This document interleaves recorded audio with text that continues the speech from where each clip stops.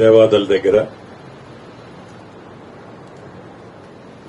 ఏదైతే మొదటి పంటకి నీళ్ళిచ్చే దాంట్లో భాగంగా వాటర్ లిఫ్ట్ ఇరిగేషన్ జరుగుతుందో పరిశీలించడానికి ఇక్కడికి విచ్చేసిన ఉప ముఖ్యమంత్రి వర్యులు బట్టి విక్రమార్క కాంగ్రెస్ ముఖ్యమంత్రిగా వైఎస్ రాజశేఖర రెడ్డి గారు ఉన్నప్పుడు ప్రధానంగా ఫోకస్ చేసి తదుపరి అట్లా కాలయాపన చేస్తూ వచ్చి రాష్ట్ర విభజన జరిగిన తర్వాత కూడా ఈ ప్రాజెక్టుని ఆనాటి పెద్దలు వారి బ్రాండ్ ఉండదు అనే ఏకైక ఆలోచనతోనే దీన్ని పూర్తి చేయలేకపోయారు. ప్రజా ప్రభుత్వం గౌరవ ముఖ్యమంత్రి రేవంత్ రెడ్డి గారి నాయకత్వంలో ఈ ప్రభుత్వం ఏర్పడిన తర్వాత ఈ దేవాదుల ప్రాజెక్టుని ఎట్టి పరిస్థితుల్లోనైనా పూర్తి చేయాలని ముఖ్యమంత్రి గారి సంకల్పంతో శ్రీహరి గారు లాంటి అనేక మంది అనుభవజ్ఞుల సూచనలతో గౌరవ ముఖ్యమంత్రి గారు ప్రత్యక్షంగా ఇక్కడికి ఈ ప్రాజెక్టు దగ్గరకు సుమారు 4 నెలల క్రితం వచ్చి ఈ జిల్లా ఇన్ఛార్జి మంత్రిగా నాకు నీటిపారుదల శాఖ మంత్రులకి సహచర పరిస్థితుల్లో ఈ రాబోయే 1 ఇయర్ లో దీన్ని పూర్తి చేయాలనే టార్గెట్ ఇవ్వడం జరిగింది. ఇంతకు ముందే సుమారు 122 కోట్ల రూపాయలు ల్యాండ్ ఎక్విజిషన్ కి రిక్వైర్మెంట్ ఉంది. సుమారు 70 కోట్ల రూపాయలు వర్క్ బిల్స్ పెండింగ్ ఉన్నాయని అధికారులు చెప్తున్నారు. రాష్ట్ర ప్రభుత్వ పక్షాన మరికొన్ని గంటల్లో అవన్నీ కూడా నిధులు రిలీజ్ చేసి వడివడిగా ఈ ప్రాజెక్ట్ ని పూర్తి చేయాలనే చిత్తశుద్ధితో ఈ ప్రభుత్వం ఉంది. ఎట్టి పరిస్థితుల్లో ఈ పీరియడ్ లోనే 100కి 100% ఈ ప్రాజెక్టు ని పూర్తి చేస్తుంది. బాటమ్ నెక్స్ ఏవైతే ఉన్నాయో వాటన్నిటినీ గౌరవ ముఖ్యమంత్రి గారు ఇదే స్థలంలో కూర్చొని రివ్యూ చేసినప్పుడు వాటన్నిటికీ పరిష్కారం ఇవ్వటం జరిగింది. కాబట్టి సమస్యలు అనేవి ఏమీ లేవు. 100కి 100% మళ్లీ కాంగ్రెస్ ప్రభుత్వం తెలంగాణ రాష్ట్రంలో అధికారంలో ఉన్నప్పుడే ఈ దేవాదుల ప్రాజెక్టుని పూర్తి చేయటం జరుగుద్ది. ఇక రెండో విషయం, సహచర మంత్రివర్యులు అనుభవజ్ఞులు నీటిపారుదల శాఖ మంత్రివర్యులు ఇందాకనే చెప్పారు. గడిచిన కొన్ని రోజుల నుంచి నిజాన్ని అబద్దంగా అబద్దాన్ని నిజంగా చిత్రీకరిస్తూ రాష్ట్ర ప్రజలని మభ్యపెడుతూ మాయమాటలు చెబుతూ కాంగ్రెస్ ప్రభుత్వం వచ్చిన తర్వాత వారు ఏదైతే 8వ అద్భుతమైన కట్టామని చెప్పిన కాళేశ్వరం విషయంలో ఈ ప్రభుత్వం ఏదో చేయలేదు అని వారు చేసే విమర్శలకి ఈ వేదిక ద్వారా 2 ప్రశ్నలు డైరెక్ట్ గా వారిని అడగదలుచుకున్నాను. అయ్యా, మీరు ఏదైతే ఈనాడు గేట్లు దింపకుండానే ఆ లిఫ్ట్లు నడపొచ్చు అని పదే చెప్తున్నారు.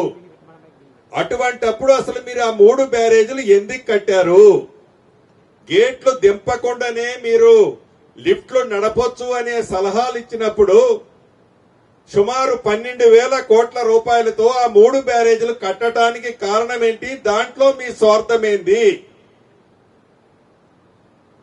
దీనికి మీరు సమాధానం చెప్పాల్సిన అవసరం ఉంది. గేట్లు దింపకుండానే లిఫ్ట్లు నడపొచ్చు అని చెప్పేది పచ్చి అబద్దము అని మీ ఆత్మసాక్షిగా మీకు తెలుసు. అంతేకాదు, అదే గేట్లు దింపకుండా కట్టగలిగినప్పుడు ఏదైతే ప్రాణహిత దగ్గర తుమ్మిడిహట్టు దగ్గర కట్టే దగ్గర ఆనాడు మీరు ఖర్చు పెట్టిన కాంగ్రెస్ ప్రభుత్వం ఉన్నప్పుడు ఖర్చు పెట్టిన సుమారు 11,000 కోట్ల రూపాయలు పైచిలకు ఖర్చు పెట్టామని లెక్కల్లో మీరు ఒప్పుకుంటున్నారు. ఇంతకు ముందే మా నీటిపారుదల శాఖ మంత్రి వర్యులు చెప్పారు. అదే ప్రాజెక్టు దగ్గర ఏది కట్టకుండానే మీరు సేమ్ అక్కడ కూడా 6.5 నుంచి 7 లక్షల క్యూసెక్లు వాటర్ ఫ్లో అవుతుంటది. అక్కడే తక్కువ ఖర్చుతో అక్కడే మీరు పంపులు పెట్టి తెలంగాణ రాష్ట్ర విభజన జరిగిన తర్వాత చిత్తశుద్ధితో మీరు ఆడ నుంచే నీళ్లు లిఫ్ట్ చేసి ఉండవచ్చు కదా. అక్కడ లిఫ్ట్ చేసి చేయటం వల్ల కానీ అక్కడ బ్యారేజీ కడితే మీకొచ్చే కమిషన్లు తక్కువ వస్తాయనే ఉద్దేశంతోనే కదా బ్యారేజీలు అవసరం లేదంటారు ఒక పక్క, గేట్లు దించకుండానే లిఫ్ట్ చేయొచ్చు అని చెప్తారు రెండో పక్క. కాంగ్రెస్ ప్రభుత్వం దించకుండానే నీళ్లు ఎత్తలేదు అనే అపనింద పచ్చి అబద్ధం. గోడకు సున్నం కట్టినా తెల్ల కనపడుద్ది మీరు ఆడే అబద్ధం ఆ పైనున్న దేవతలు కూడా గమనిస్తున్నారు. దీన్ని మీరు ఈ అబద్ధాన్ని తప్పకుండా రైట్ టైంలో ఏ ప్లాట్ఫామ్ మీద మేము ప్రూవ్ చేయాలో చేస్తాం. గేట్లు దించకుండా లిఫ్ట్లు ఓపెన్ చేయటం ఆన్ చేయటం సాధ్యం కాదు అనేది మీ ఆత్మసాక్షిగా మీకు తెలుసు. అయినా పదే పదే నీళ్లు పోతున్నాయి, మోటార్లు ఆన్ చేయలేదు, నీళ్లు పోతున్నాయి, మోటార్లు ఆన్ చేయలేదు. ఎస్, దేవాదులు మేము ఇక్కడ ఈ ప్రభుత్వం చిత్తశుద్ధి ఉంది. ఇక్కడ పర్ఫెక్ట్ గా ఈ బ్యారేజీ ఆనాడు కాంగ్రెస్ ప్రభుత్వం కట్టిన బ్యారేజీ పర్ఫెక్ట్ గా ఉంది కాబట్టి ఇక్కడ మోటార్లు ఫుల్ ఫ్లెడ్జ్ లో రన్ చేస్తున్నాం. అదే రకంగా ఎప్పుడు మా బట్టి గారు చెప్తుంటారు, రాజీవ్ సాగర్, ఇందిరా సాగర్ ఆనాడు కాంగ్రెస్ ప్రభుత్వం, కాంగ్రెస్ ముఖ్యమంత్రిగా రాజశేఖర రెడ్డి గారు ఉన్నప్పుడు చాలా నిధులు ఖర్చు పెట్టి వేలాది కోట్ల రూపాయలు ఖర్చు పెట్టి ఆ ప్రాజెక్టులు స్టార్ట్ చేస్తే రాష్ట్ర విభజన జరిగిన తర్వాత ఆ రెండు ప్రాజెక్టులని వైండప్ చేసి సీతారామ ప్రాజెక్ట్ అని మీరు తీసుకొచ్చారు. నేను దాన్ని తప్పు పట్టడంలా, పేరు మార్చి ఊరు మార్చి వేలాది కోట్లు ఎస్టిమేట్లు మార్చినా దాని గురించి నేను పెద్దగా తప్పు పట్టడంలా. మీరు కట్టితే ఆ కట్టిన దాన్ని అసంపూర్తిగా వదిలేస్తే ఈ ప్రభుత్వం వచ్చిన తర్వాత ఈనాడు వాటిని కూడా ఆడ నడపగలిగి ఉన్నాం కాబట్టి నలుపుతున్నాం. మీరు గమనించాల్సింది, ఆనాటి కాంగ్రెస్ ప్రభుత్వంలో రాజీవ్ సాగర్, ఇందిరా సాగర్ మొదలుపెట్టి వేల కోట్ల రూపాయలు ఖర్చు చేసిన ప్రాజెక్టుని మీకు పేరు రాదని సీతారామ పేరుతో వేలాది కోట్లు అత్యధికంగా ఖర్చు పెట్టి కట్టారు. అక్కడ ఇక్కడ తుమ్మిడిహట్టికి సంబంధించిన దాంట్లో 11,000 కోట్ల రూపాయలు, 11,000 రూపాయల కోట్ల పైచలుగా ఖర్చు పెట్టిన దాన్ని పక్కన పెట్టి మీ పేరు కోసం 8వ అద్భుతం సృష్టిస్తానని కలలు కని ఆ కలల్లో భాగంగానే కింద 3 డ్యాములు కడితే ఆ 3 డ్యాములు కూడా పరిస్థితి ఇందాక మా ఉత్తమన్న చెప్పినట్టు ఆ పరిస్థితి కూడా మీకు తెలియంది కాదు. బేషజాలకు పోయి మీ స్వార్థం కోసం, మీ స్వలాభం కోసం ఆ 2 ప్రాజెక్టులు కాంగ్రెస్ ప్రభుత్వం ఇంజనీర్లు క్షుణ్ణంగా పరిశీలించిన, ఫౌండేషన్లు పరిశీలించిన తర్వాత ఆడ ప్రాజెక్టులు మేము మొదలు పెడితే కేవలం మీ స్వలాభం కోసం, మీ వ్యక్తిగత లాభం కోసం, మీ స్వార్థం కోసం, మీ పేరు ప్రఖ్యాతుల కోసం ఆ 2 ప్రాజెక్టులు లొకేషన్లు మార్చింది మీరు. మేము అధికారంలోకి వచ్చిన తర్వాత మేము ఈ 2 ప్రాజెక్టులు మీరు మార్చినా మళ్ళీ మేము మార్చలా, చిత్తశుద్ధితో చేద్దామని మా ఇరిగేషన్ శాఖ మంత్రి గారు, ముఖ్యమంత్రి గారు, డిప్యూటీ సీఎం గారు అనేక పర్యాయాలు కేంద్ర ప్రభుత్వాన్ని సంప్రదించారు, ఎక్స్పర్ట్స్ తో చర్చించారు. అది సాధ్యం కాకనే డిలే అవుతుంది. నిన్నగాక మొన్ననే కేంద్ర జలశక్తి వారు కూడా దీని మీద ఒక ఎక్స్పర్ట్ కమిటీని లేటెస్ట్ గా కేంద్ర ప్రభుత్వం వేసింది.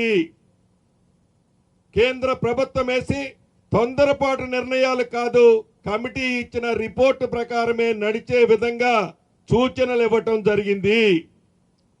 ఏ కాళేశ్వరంలో కట్టిన ఏ బ్యారేజీలోని ప్రతి పిల్లర్లో మీ అవినీతి కనిపిస్తుంది, స్పష్టంగా కనిపిస్తుంది.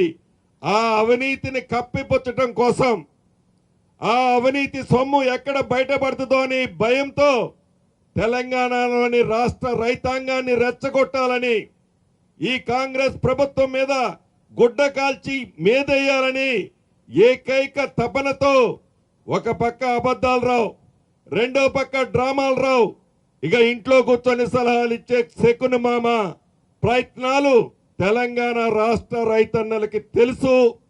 గతంలో బుద్ధి చెప్పారు, మళ్ళీ చెప్తారు. అయినా కూడా మొన్ననే గౌరవ ముఖ్యమంత్రి గారు అన్నారు, కర్త కర్మ క్రియ నేనేనని. ఆనాటి శకునమామ చెప్పారు కదా, కర్త కర్మ క్రియగా ఉన్న మీరు అసెంబ్లీని ఎప్పుడు పెట్టమంటారో అడగండి, అసెంబ్లీ పెట్టిస్తానని గౌరవ ముఖ్యమంత్రి గారు మీకు తెలియజేయటం జరిగింది. వారు రారట. కర్త కర్మ క్రియ అయిన వ్యక్తి అసెంబ్లీకి రారట, అబద్ధాలు రావు అంటాడు. నేను సరిపోతాను. దేనికి సరిపోతావు? దేనికి సరిపోతావు? కర్త కర్మ క్రియ అన్నది అతను, నువ్వెట్లా దానికి ఆన్సర్ చేసేది? నువ్వు కాదు అబద్ధాలు రావు గారు ఆన్సర్ చేయాల్సింది. మీ మామ శకుని మామ చేయాలి. ఆన్సర్ చేయాల్సింది శకుని మామ.